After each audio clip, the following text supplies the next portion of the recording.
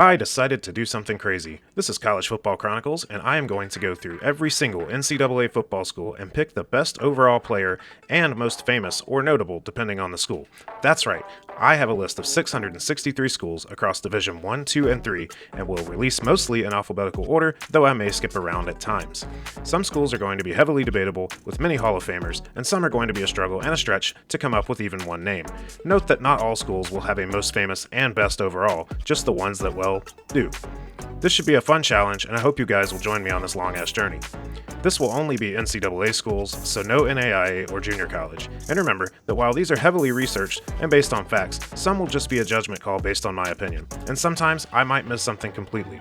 Let me know in the comments if that happens. All that said, let's get on that chronic.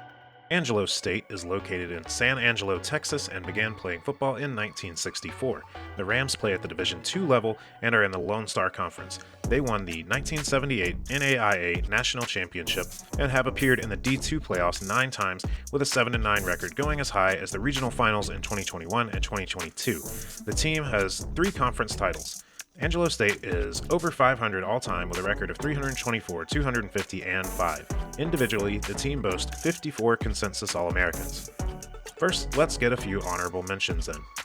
Sterling Gilbert is a former quarterback who played for Angelo State from 1999 to 2002, where he was a 2-time Lone Star All-Conference. He later went into coaching and is currently the Cal Bears passing game coordinator and quarterback coach as of this writing.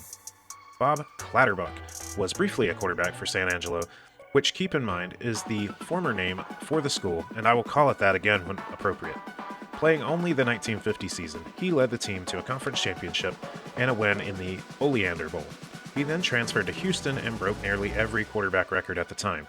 Tough break for Angelo on what could have been.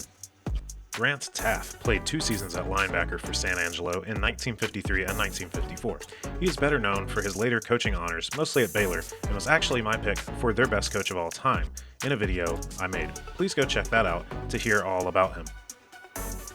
Jerry Aldridge is a former halfback for the Rams, where he helped lead the team to that NAIA National Championship in 1978. He was named AP College Division All-American in his time there as well. He was drafted in the 5th round of the 1979 NFL Draft, but suffered a knee injury in training camp, which pretty much ended his pro career before it ever got started. Clayton Wiesen was a linebacker with Angelo State from 1978 to 1981. He was named All-American and All-Conference in his sophomore, junior, and senior seasons. He was also named Conference Linebacker of the Year in 1980 and 1981 and set school records for career tackles and single-season tackles. He was taken in the 3rd round of the 1982 NFL Draft and spent time with the Patriots and Packers. Willie Turner, or is it Wiley Turner? If anyone out there knows, please let me know. I couldn't find it. I'm going to go with Willie. He is a former corner who played at Angelo State in the late 70s. He led all of college football in return yard average in 1977 and even won a national championship with the football team in 1978 and in 1977 with the track team in the 200 meters. He went undrafted in 1979, but went on to be a 1-time CFL West All-Star in 1985. Alvin Garrett is a former wide receiver who was also on the 1978 National Championship team. He finished his Rams career with 40 catches for 839 yards and 6 touchdowns. He was taken in the 9th round of the 1979 NFL Draft and was a Super Bowl champion with the Redskins in 1982. Chris Brazzell is a former wide receiver who played for Angelo State in 1996 and 97 after transferring from Blinn College. As a senior, he had 47 catches for 1,091 yards and 13 touchdowns. This was only the 2nd time in school history a player had gone over 1,000 yards receiving. He was a 2nd-team All-American and 1st-team All-Conference. With only 2 seasons, he still finished as the Rams' 9th all-time leading receiver. He was drafted in the 6th round of the 1998 NFL Draft, but didn't do much at the pro level. Dane Krager is a former fullback and linebacker who played for Angelo State from 1999 to 2002. He ranks 1st in school history with 31 career sacks, and in 1999 set the school record for single-season sacks with 15. In his career, he was All-Conference and 1st-team All-American by several selecting publications.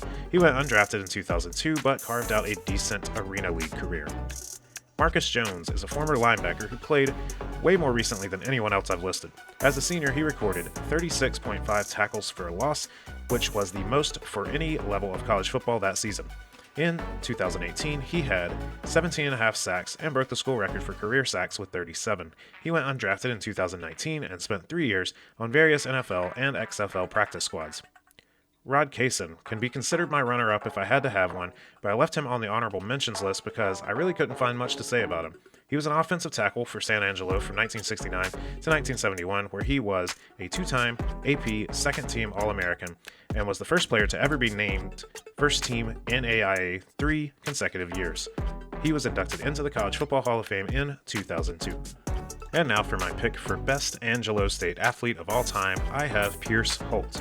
Holt played defensive end and tackle for the Rams in the late 80s. He was a two-time first-team All-American and was named Lone Star Conference Defensive Player of the Decade for the 1980s. In 1987, he was named Small College Division Defensive Player of the Year. Holt would be drafted 39th overall in the second round of the 1988 NFL Draft. He was named to the Pro Bowl in 1993 and won back-to-back Super Bowls with the 49ers. He was inducted into the College Football Hall of Fame in 1997. As always, thanks for watching. Please let me know in the comments if I missed someone completely obvious or someone you disagree with or do agree with. Please like, share, and subscribe. This has been College Football Chronicles, and I will see you next time.